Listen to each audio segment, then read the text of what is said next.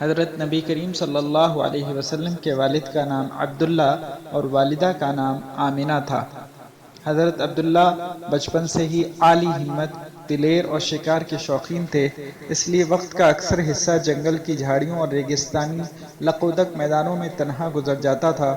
اہل کتاب یعنی قوم یہود، جو اس وقت عرب میں بکثرت آباد ہو گئے تھے، اپنی آسمانی کتاب یعنی توریت میں خاتم النبیین کے باوجود کا عنقریب ظاہر ہونا معلوم کر چکے تھے، اور اب ان کو علمی فراست اور ظاہری آثار سے اس کا یقین ہوتا جا رہا تھا کہ وہ نور عبداللہ سے ظہور ہونے والا ہے، اور چند ہی دنوں بعد نبوت کا سلسلہ خاندان بنی اسرائیل سے منتقل ہو کر قریش میں پہنچا چاہتا ہے۔ اس بنا پر خواجہ عبداللہ سے قلبی بغض رکھنے لگے تھے۔ کئی یہودی یہ بھی دیکھ چکے تھے کہ عبداللہ کا اگر کسی بت کی جانب گزر ہوتا تو اس سے یہ آواز آتی کہ اے عبداللہ، ہمارے پاس نہ آؤ، کیونکہ تمہارے صلب میں وہ نور موجود ہے جو ہماری ہلاکت اور بربادی کا سبب ہوگا۔ ایک بار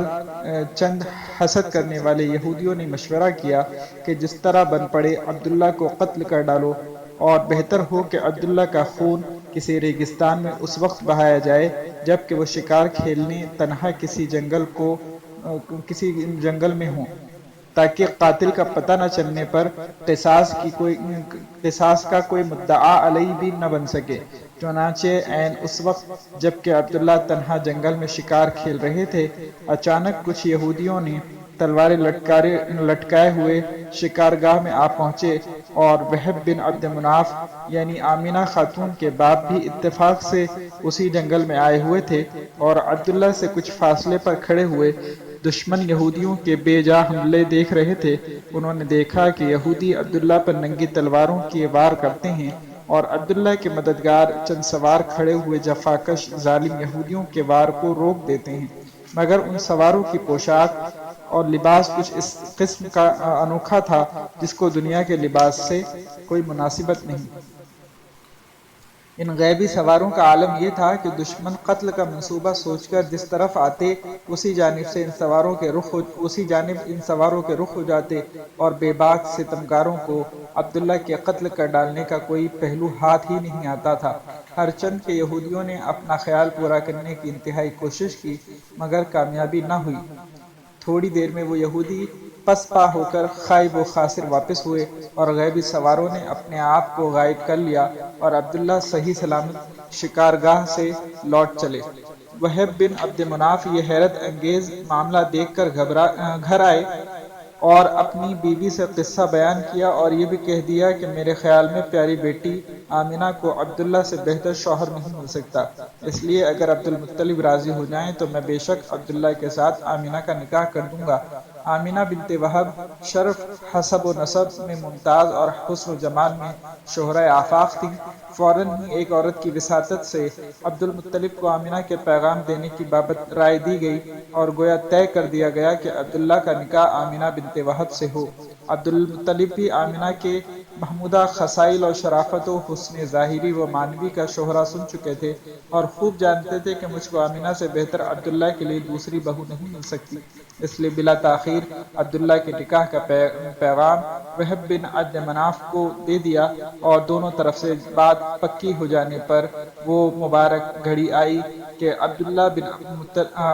بن عبد المطلب کا آمنہ بنت وہب سے نکاح ہو گیا۔ آمنہ خاتون اپنے زمانے میں قریش کی تمام عورتوں پر شرافت پدری اور نجابت مادری میں فوقیت رکھتی تھی۔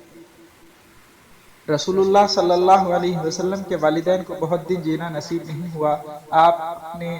ماں کے بطن میں ہی تھے کہ آپ کے دادا عبد المطلب نے آپ کے والد خواجہ عبداللہ کو